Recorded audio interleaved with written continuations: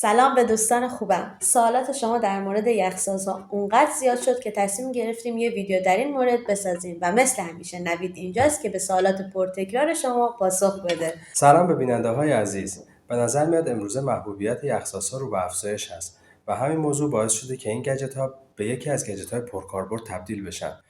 البته با تغییر لایف استایل یا سبک زندگی و مهمونی‌ها من خیلی هم تعجبی نمی‌کنم. تا چند سال پیش فقط بعضی از مدل‌های یخچالا بودن که یخساز داشتن، ولی همونطور که گفتی یخسازها الان خودشون گجت مجزان. خب نوید، اولی سوال ما اینه که چند مدل یخساز داریم؟ به طور کلی یخ‌سازها به دو دسته خونگی و صنعتی تقسیم بندی میشن. ولی خب خود یخ‌سازهای خونگی هم میشه به دسته‌های ریزتری مثل یخ‌سازهای پورتابل یا یخ‌سازهایی که یخ‌های شکلی تولید میکنن تقسیم بندی حالا بشن. با این تنوعی که گفتی چه عواملی برای انتخاب یخساز مهمه؟ یه سری آیتم هایی مثل اندازه یخساز، مثل نوع یخی که تولید میکنن، مثل ظرفیتشون، برندشون، مدلشون و قیمتشون در انتخابشون خیلی مهم هستن. چطوری میتونیم با در نظر گرفتن این عوامل یخساز خوب انتخاب کنیم؟ اجازه بده من یه فرمول کلی برای انتخاب همه گجت ها بگم، نه فقط یخساز ها. فرمول کلیش هم خیلی ساده هست و اونم اینه که گجتی رو انتخاب بکنیم که اون قابلیت و اون کارهایی که میخوایم رو داشته باشه. خب یخسازها هم همینن و شما باید دنبال چیزی بگردی که از نظر ویژگی ها، ظرفیت، اندازه و توان مصرفی همه پارامتراش با اون چیزی که برای شما مناسب هست بخوره. خیلی‌ها پرسیدن که یخسازهای خونگی براشون مناسبه یا نه. در واقع ما میخوایم بدونیم که این یخسازهای خونگی برای کیا مناسبه. ببین، یخسازهای خونگی درسته که برای مصارف خونگی طراحی شدن، ولی با توجه به ویژگی ها و ابعاد و میزان یخ تولیدیشون ممکنه بتونن یه کافی شاپ که تازه افتتاح شده یا مثلا یه دونه تیک‌اوی کوچیک هم ساپورت بکنه.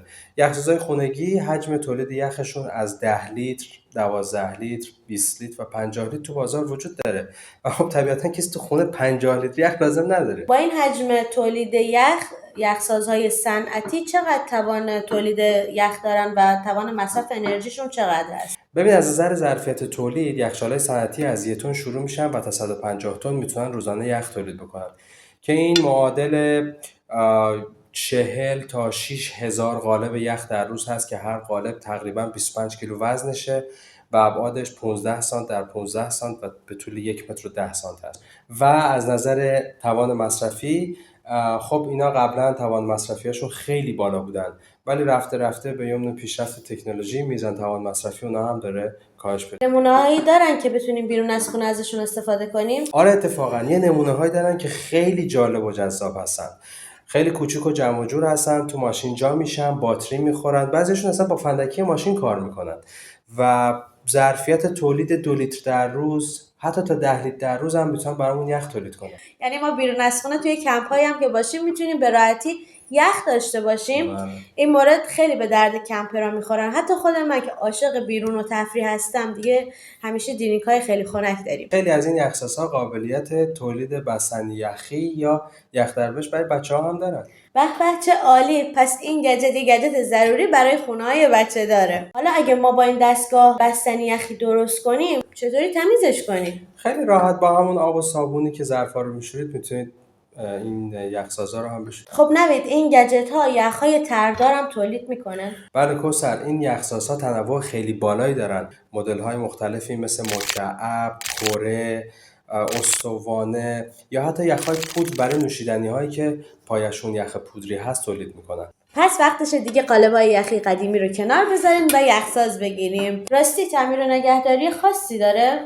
تعمیرش که خب کار ما نیست، ولی خب نگهداریش به این صورت هست که یه سری فیلترهای آب دارن که اون فیلترها باید مرتب تمیز بشه یا تعویض بشه به وقتش و خودش هم باید تمیز بشه، شسته بشه و تمیز نگهداری بشه. خب در مورد همه چی که صحبت کردیم فقط میمونه قیمت. میتونید در مورد قیمتشون هم بهمون اطلاع بدی؟ ببین، با توجه به چیزایی که گفتیم از ویژگی‌های این یخسازها طبیعتاً قیمتاشون خیلی متنوع و گسترده میشه که طبیعتاً بسته به ویژگیش، بسته به حجم تولیدش، بسته به توان مصرفیش و سایر کارایاش قیمتاش میتونه تغییر بکنه. ولی من امروز که داشتم توی بازار آنلاین یه سرچ میکردم مدل هایی رو دیدم که قیمتشون از 5.5 میلیون تومان تقریبا شروع میشد و 12 لیتر یخ در روز تولید میکردن. ممنون از شما که تا پایان این ویدیو با ما همراه بودین.